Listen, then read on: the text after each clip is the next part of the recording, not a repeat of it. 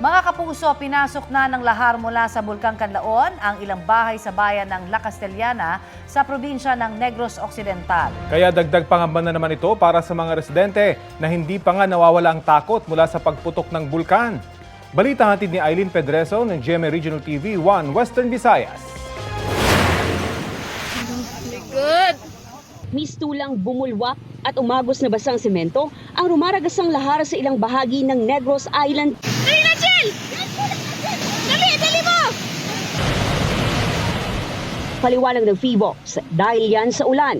Ang mga deposits, kumbaga nga mga ash fragments during the eruption sang June 3, syempre nang-settle na siya sa flanks ng aton nga volcano. But then, baskog ang ulan and lalo na sa may southern slope ng aton nga volcano. So, na-wash out ang mga deposits. Sityo Mananawin, kabaha sang abo, alin gini sa bulkan. Dumaloy rin ang lahar sa Bahi-Bahi Falls, kaya kulay abo na rin ang tubig na bumabagsak mula sa talon. Hindi pa nga natatanggal ang takot ng mga residente ng barangay Biak na Bato sa La Castellana, Negros Occidental sa nangyaring pagsabog ng Mount Canlaon noong nakaraang Lunes, June 3. Kahapon, ang bumulaga naman sa kanila, lahar. Sa video na kuha ng ilang mga residente, ang rumaragas ng tubig sa ilog ay umabot na hanggang sa mga kalsada. Mula sa kalsada, pumasok na sa ilang kabahayan ang lahar. Ang tindahan ng pamilya Lopez hindi nakaligtas. Natakot raw sila sa malakas na pagdaloy ng lahar. Galinog bala. Kulbaan, grabe, kulba ako man eh. Ang mga residenteng nakatira malapit sa sapa, nakaramdam na ng trauma. Ang ilang alagang hayop, inanod pa umano ng lahar. Mun balay lapit gidya sa sapa gidya. Dungaw ka na lang sapa na dayon.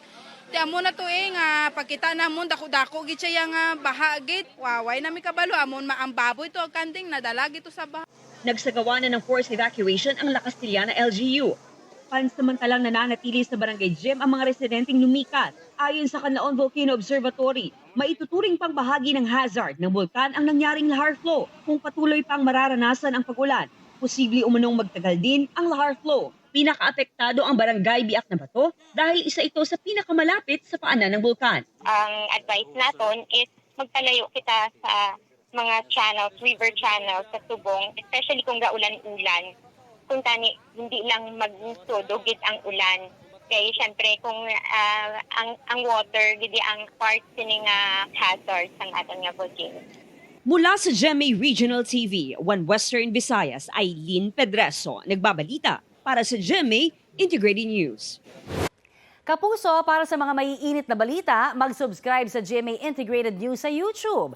Sa mga kapuso naman abroad, subaybayan nyo kami sa GMA Pinoy TV at sa www.gmanews.tv.